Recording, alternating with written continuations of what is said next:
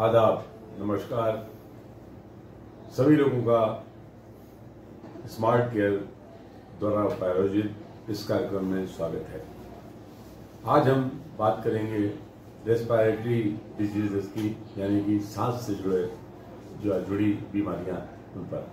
और मेरे साथ मौजूद हैं डॉक्टर अमान लतीफ, जो GSVM मेडिकल कॉलेज के रेस्पिरेटरी मेडिसिन विभाग के स्पेशलिस्ट हैं, विशेषज्ञ हैं। डॉक्टर साहब, इस कार्यक्रम में आपका स्वागत है। और मैं ये जानना चाहूँगा कि कानपुर को सांस रोगों के हवाले से एक राजधानी कहा जाता था पहले, और उस वक्त जो था क्षय रोग का ये बहुत बड़ा केंद्र माना जाता था बदकिस्मती से। अब ये कंट्रोल हो गई है, नियंत्रण में पूरी सारी चीज़ें आ गई हैं, तो अब ये रेस्पिरेटरी मेडिसिन की श्रेणी में आती हैं, यानी कि अब लोग उतने मरते नहीं हैं, लेकिन इलाज की तो आवश्यकता उनको पड़ती है। तो मैं ये जानना चाहता हूँ कि कानपुर में जो उद्योग थे वो खत्म हो गए, और उसके बाद भी यहाँ पर अभी भी ये सांस रोग जो है बहुत बड़ी समस्या क्यों बने हुए हैं? दरअसल सांस रोग जो ज़्यादातर होता है इस वक्त बढ़ते हुए पॉल्यूशन की वजह से, लोगों की इम्यूनिटी वीक होने की वजह से, और ज़्यादातर जो बीमारियां जो इन्फेक्शन वाली होती हैं वो ओवर पॉपुलेशन की वजह से रहती हैं। ओके। तो जैसे ये कानपुर का सिटी जो है बहुत ज़्यादा बाकी सिटियों के कंपैरिजन में बहुत ज़्यादा पॉल्यूटेड सिटी है, और पॉपुलेशन लेवल पे भी बहुत ज़्यादा मल्टीपल जगहों पे जो पॉपुलेशन डेंसिटी है उसकी वजह से हमारे पास जो टीबी के मरीज जो रहते हैं वो बहुत ज़्यादा कॉमन रहते हैं जी। साथ में बचपन में और जो बुढ़ापे में जो लोगों को डाइट और न्यूट्रिशन जो पहले के ज़माने में या पहले जो आता था वो उस लेवल का नहीं जाता है, जिसकी वजह से इम्यूनिटी लोगों की वीक हो रही है विद टाइम। और ज्यादातर जो सांस की बीमारियां होती हैं एलर्जी संबंधित, जैसे अस्थमा हो गया, टीबी हो गया, जो इम्यूनो कॉम्प्रोमाइज है, जिनकी इम्यूनिटी कम होती है, इन्फेक्शन हो गया, तो ये सब ज्यादा लोगों में अब पाया जाता है। अच्छा, मैं ये जानना चाहूंगा आपसे कि कानपुर में आपने जैसे कहा कि डेंसिटी ऑफ पॉपुलेशन, यानी जनसंख्या का घनत्व, कि बहुत घनी बस्ती है, मलिन बस्ती है, या यूँ कहा जाए कि लोग तंबाकू का भी सेवन कर रहे हैं, मसाला भी खा रहे हैं, तो इन सब का टोटल इम्पैक्ट इस पे पड़ता है। और इससे आपको क्या लगता है कि कितने उम्र में क्या लक्षण है कि जब आदमी को सतर्क हो जाना चाहिए?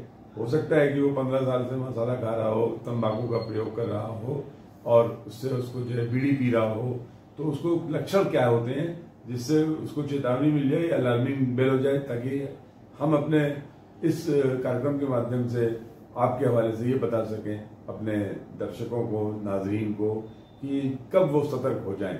वैसे तो उनको छोड़ देना चाहिए अगर अभी इस्तेमाल कर रहे हैं तो। जैसे कि आप जानते हैं कि सांस के जो मेन लक्षण जो बोलते हैं, एक काम करने पे या बैठने में सांस फूलना, खांसी बनना या खांसी में बलगम बनना, कभी कभी खांसी के साथ बलगम में खून आना, या फिर कभी मरीज को जो है छाती में दर्द, ये सारे जो विशेष लक्षण होते हैं। अगर इनमें से कोई भी चीज आपको आती है तो आप अपने डॉक्टर को एक बार सलाह लें और उसके संबंध में अपनी जांच कराएं। आपने अच्छी बात बोली कि ज्यादातर ये सांस की बीमारियां अब इतना लेवल पे क्यों बढ़ रही हैं, तो उसका ये है कि सांस लेना और सांस छोड़ना जो है इंसान का, वो हर वक्त रहता है। इंसान पहले जन्म के साथ और आखिरी सांस तक इंसान का जीवन रहता है, और उसके बीच में इंसान हर वक्त हर तरीके से एनवायरनमेंट जो बोलते हैं वातावरण से संपर्क में रहता है। इस जो पेट का होता है वो जब तक आप कुछ खाएंगे नहीं पिएंगे नहीं वो पेट में नहीं जाएगा। खून का भी जो होता है जब तक कुछ दवा ना जाए या चोट ना लगे वो खून नहीं पहुंचे। लेकिन सांस की बीमारियां ऐसी हैं कि वो हर वक्त वातावरण की कांटेक्ट में रहती हैं। इस वजह से अभी जो ज्यादातर मरीजों में सांस की बीमारियों का मतलब ज्यादातर बीमारियां सांस संबंधित होती हैं लोगों में। अच्छा, एक बात और आपसे पूछूंगा कि शहरी और ग्रामीण क्षेत्र दोनों जगह धूल धक्कड़ होता है, और जो फार्म लेबरर हैं या जो वहाँ पर कृषक हैं वो, और जो है क्या उनके यहाँ वहाँ पर भी अब जो है जंगल के कंक्रीट के जंगल खड़े हो गए हैं। अब शहर और गाँव में फर्क मिट गया है। तो क्या कुछ आपने इस दौरान ऐसा महसूस किया कि गाँवों में भी अब बहुत समस्याएं बढ़ रही हैं, जो पहले उनके वहां पर उनको नेचर का फायदा होता था, अब वो नहीं हो पा रहा है?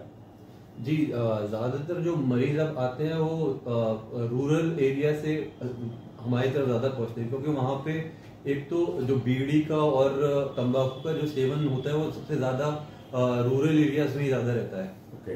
बाकी जो अब जो हम सिगरेट वगैरह यूज होता है अर्बन एरियाज में, वो फिल्टर के साथ रहता है। अब विद टाइम इसमें और भी चीजें आती जा रही है, जैसे ई सिगरेट का सेवन चालू हो गया, जिसकी वजह से सांस की बीमारियां बच्चों में और यंग एज में बहुत। थोड़ा सा ई सिगरेट के बारे में बता दीजिए, उसके बाद हम लोग आज के इस विशेष कार्यक्रम को जो है इख्तिताम तक पहुंचा देंगे। देखिए, ई सिगरेट जो है, आप ये मान के चलिए कि ई सिगरेट अभी जो है मार्केट में और जो लोगों के सामने नई चीज है, उसका क्या नुकसान आपको 10 साल बाद या 20 साल बाद मिलेगा, उसके लिए इंडिया में या बाहर भी इतना ज्यादा स्टडीज या डाटा नहीं है।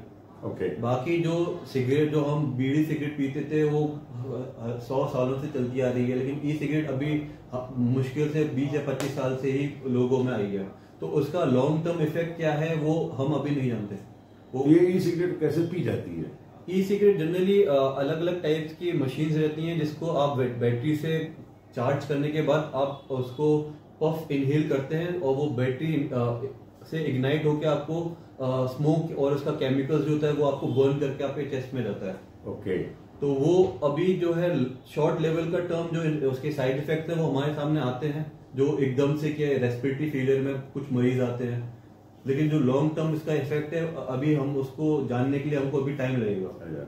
चलिए, बहुत बहुत शुक्रिया आपका। और इसी के साथ आज का ये एपिसोड अब द एंड